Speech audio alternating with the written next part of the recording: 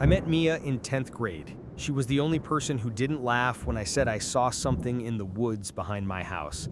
Something tall, something that didn't blink. She told me later she used to hear voices in her basement. They whispered her name, and they knew things no one should have known. We bonded over that, over the weird, over the fear, and eventually, over love. After graduation, we started filming ghost hunts, small towns, abandoned diners, places that felt wrong. But lately we were broke. Gas was expensive, gear was glitching, and ghosts don't pay for themselves. Then Mandy called. She sounded off, panicked, said something was wrong with the target off Highway 9. 3 people we knew, gone. No goodbyes, no posts, just vanished. She said they all worked there, overnight shift, and she told us don't go near it. So naturally, we applied. We got an interview the next day. No background check, no references, just a time and a name. Tim. He looked like he hadn't slept in years. Red polo stretched at the collar, eyes sunken, voice flat. He didn't ask questions, didn't smile, just said, "You'll be stocking shelves. Cleaning. No phones, no filming." Then he slid a paper across the desk, typed, taped, edges curling like it had been posted for decades. 5 rules. I read them out loud. Rule 1. Don't speak to the mannequin in aisle 12. Rule 2. Don't clean the mirror in the employee restroom. Rule 3. Don't scan anything after 3:33 a.m. Rule 4. Don't open the stockroom door with the red tape. Rule 5. If you hear the intercom crackle, don't respond. I asked him what they meant. He didn't blink, just said, "It's for everyone's safety." Then he looked at the clock, said, "You start tonight, 9:42 p.m. Don't be late." And that was it. No orientation, no training, just rules. Mia didn't say anything until we got outside. She looked at me and said, "We're not just clocking in, we're walking into something." She was right. Because the store wasn't hiring, it was hunting. We showed up early. Mia's always early.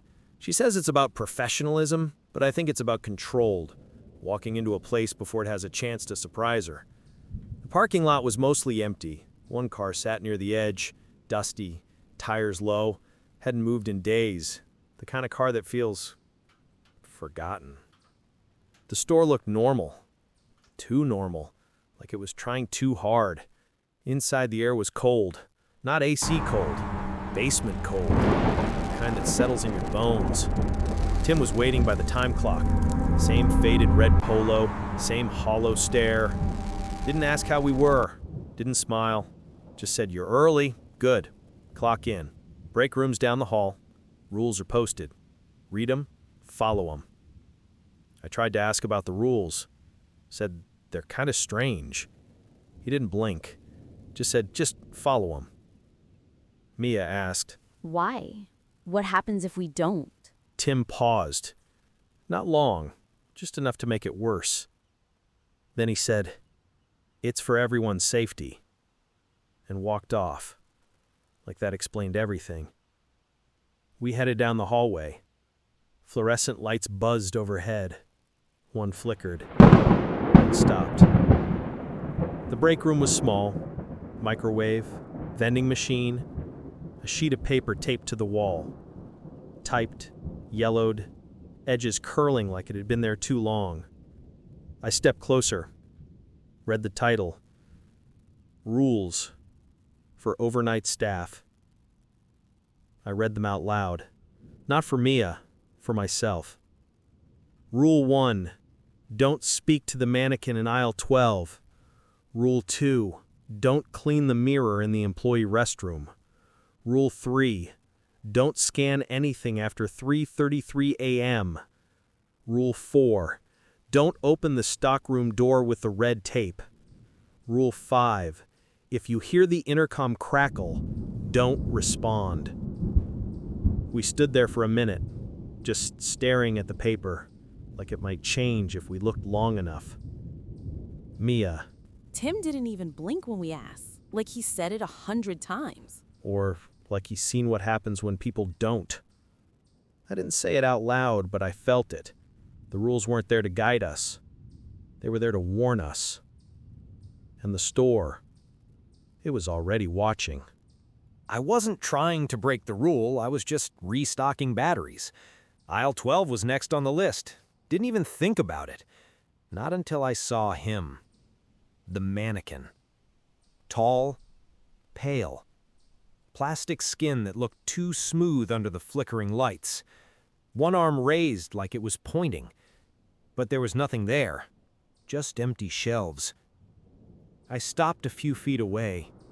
Something about it felt wrong. Like it wasn't supposed to be here. Or maybe I wasn't. I glanced back.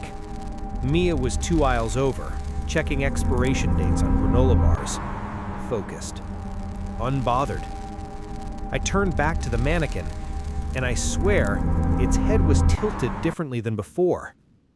I said, "Okay, Greg, let's not be weird tonight." I don't know why I said it. Maybe to break the tension, maybe to convince myself it was just plastic. But the moment the words left my mouth, the lights above me buzzed louder, then dimmed. I stepped back. The mannequin didn't move, but something behind it did. A shadow. Quick. Gone before I could blink. I whispered, "Nope." I turned to leave, and that's when Mia appeared at the end of the aisle. You okay? Yeah, just Greg's giving off weird vibes. She looked past me. At the mannequin. His arm was up before. Now it's down. I hadn't noticed, but she was right. I said, "Maybe someone adjusted it." She shook her head. No one's been down this aisle. We stood there for a moment. Neither of us moved. The mannequin didn't either. But the air felt heavier, like the aisle was holding its breath. We didn't speak to it again, not directly. But I think it heard us, and I think it was waiting. The employee restroom was tucked behind the break room. Small, fluorescent, smelled like lemon-scented lies. I wasn't planning to clean the mirror. That rule stuck with me more than the others. Not because it was hard to follow, but because it felt personal, like the mirror had something to hide. Mia went in first, said she needed a minute. I waited outside, checking my phone. No signal, of course. She came out pale, not scared, just off. Don't go in there. What happened? Nothing, just don't. I didn't listen. I never do. The mirror was dirty, smudged, like someone had pressed their face against it. But there were no prints, just streaks, and something else. I leaned in, and for a second, I saw myself, but not myself. Same face, same clothes, but the eyes were wrong. Too wide, too still. I whispered, "Okay, nope." I stepped back. The lights flickered, the door creaked, and the mirror fogged up, even though the room was cold. I didn't clean it, didn't touch it, just stared. And then the fog cleared, and there was writing. Not on the glass, inside it. It said, "You're already in." I left, fast, didn't tell Mia. Not yet, because the mirror didn't want to be cleaned. It wanted to be seen. And I think it saw me back. I wasn't watching the time. We were halfway through the shift, and everything felt off. The aisles were too quiet, the lights buzzed like they were trying to speak, and the air smelled like dust and static. I was restocking candles, vanilla, cinnamon, something called Midnight Fog. I scanned one, just out of habit. The register blinked, then glitched. Instead of a price, the screen flashed a single word: do not. I looked at the clock. 3:34 a.m. I muttered, "Crap." Mia was nearby, organizing throw blankets. I called her over. "Hey, I think I broke something." She glanced at the screen, then at the clock. "You scanned after 3:33. I didn't mean to. I wasn't thinking. The register beeped again. But it wasn't a normal beep. It sounded deeper, like something breathing through the wires. Then the screen changed. A countdown. 5 minutes. No label. Just numbers ticking down. 4:59, 4:58, 4:57. What's it counting to? I don't know. But I don't think it's a sale. We stood there, watching the numbers drop. The lights above us flickered. The intercom crackled just once. Mia stepped back. "Tyler, we need to move." I didn't argue because the register wasn't just glitching. It was reacting. And whatever I scanned, it wasn't a candle anymore. We left the aisle fast, didn't look back. But the countdown kept ticking. And somewhere in the store, something was waking up. We weren't looking for it. We were just trying to finish the shift. Mia was checking inventory. I was pushing a cart of paper towels that squeaked like it was crying. Then we saw it. The stockroom door, covered in red tape. Not a strip, not a warning. Wrapped, layered, like someone was trying to keep something in. I stopped. Mia didn't. She walked right up to it, tilted her head, knelt down. Something's leaking under the door. She was right. A thin trail of black liquid. Slow, sticky, like oil, but thicker. Don't touch it. She didn't, but she didn't move either. She leaned closer, listened. Do you hear that? At first, nothing. Then, scratching. Soft. Rhythmic. Like fingernails on metal. I whispered, "Something's in there." She didn't flinch. Or trying to get out. We backed away, slow, careful. Then the intercom crackled. Just once, no voice, just static. I looked at the door. The tape was peeling, not from age, from pressure. Something was pushing. We didn't open it, didn't touch it, but the rule didn't say anything about what happens when the door opens itself. And I think it will. Soon. I said, "We need to mark this. If it changes, we'll know." We grabbed a box of bleach wipes and a roll of duct tape, made a little X on the floor, just in case. Then we walked away. But the scratching didn't stop. It got louder, faster. And the black liquid, it was spreading. We were in the seasonal aisle. Halloween stuff, plastic skeletons, fake cobwebs, things pretending to be scary. But the store didn't have to pretend. It was 4:12 a.m. We were tired, jumpy. The kind of tired where shadows start to look like people. Then, it happened. The intercom crackled. Just once, sharp, like a whisper made of static. We froze. Looked up at the speaker. Just a black box, dusty, silent. Don't respond. I nodded. We remembered the rule, but then it crackled again. Longer, louder. And this time, it spoke. It said my name. Not shouted, not asked, just stated. Tyler. My blood went cold.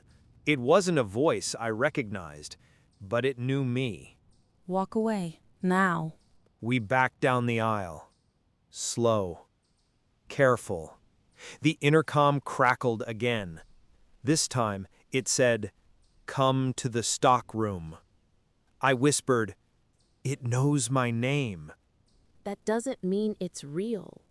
But it felt real. Too real. The voice was inside the speaker, but it was also inside me. Like it had been waiting. Watching. We didn't respond. We didn't speak. We just walked.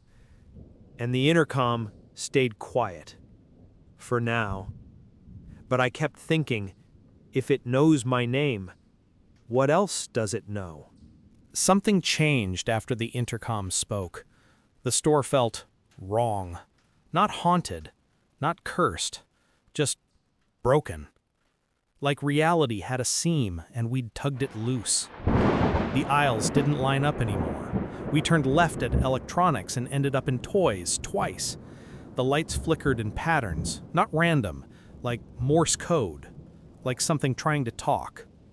Mia stopped in the middle of the cleaning supplies aisle. She didn't say anything, just stared at the floor. "What is it?" She pointed. There were footprints, bare, small, leading into the wall.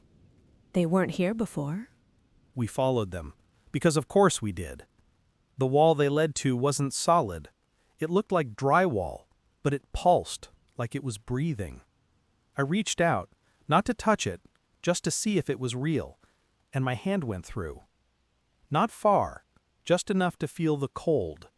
I whispered, "It's hollow." Or it's not a wall. We didn't go in, not yet, but we marked it with a box of bleach wipes and a roll of duct tape, because if we came back and it was gone, we'd know. We kept walking, but the store didn't feel like a store anymore.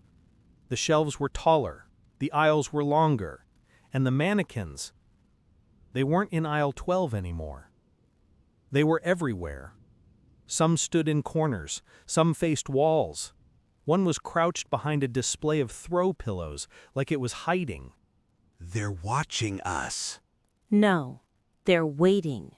We hadn't broken all the rules, but the rules had stopped caring. And whatever was inside this place, it was waking up. It started with footsteps. Not ours, not human. Heavy, measured, like someone walking with purpose or something.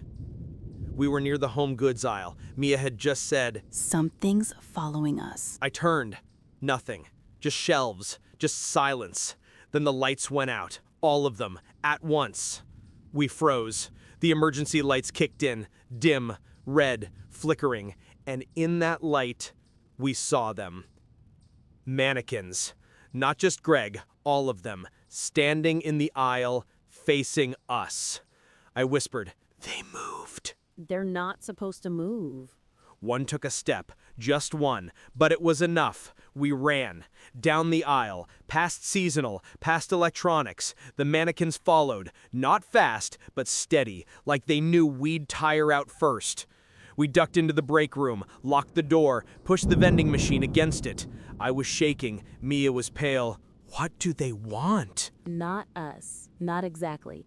I think they want us to break the last rule. The intercom crackled, louder than before, clearer. It said, "Come back."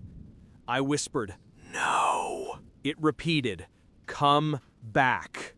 We didn't respond, we didn't move, but the mannequins did. They were outside the door now, scraping, tapping, waiting. And the store, it wasn't a store anymore. It was a trap. We need to get out.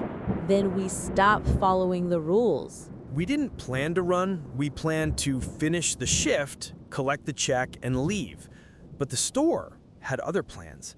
The mannequins were everywhere now, not just standing, moving, slow, deliberate. We tried the front doors, locked, of course. Mia checked the emergency exit, chained, shut, padlocked, like someone expected this. There has to be a way out. Maybe the stockroom? She didn't argue, we ran. The aisles twisted, literally. Electronics bled into produce. Seasonal looped into toys. It was like the store was folding in on itself. We reached the stockroom door. The red tape was gone. The door was open. Inside, dark, cold, and deep. Too deep. We stepped in and the floor dropped. Not physically, just reality. Shelves stretched upward like towers. The ceiling was gone. The walls pulsed. And the mannequins were waiting. Not standing, not posing. Watching. The intercom crackled. Clear, wrong. It said, "You broke the rules." I whispered, "We didn't mean to." It replied, "You were warned." The lights exploded, white, blinding. And then, silence. We woke up in the parking lot, sunrise, empty store, no Tim, no mannequins, no rules. Just a note in Mia's hand, typed, yellowed. "You're hired. See you next shift." We didn't go back, but the store never really let us leave, because once you break the rules, you belong to them.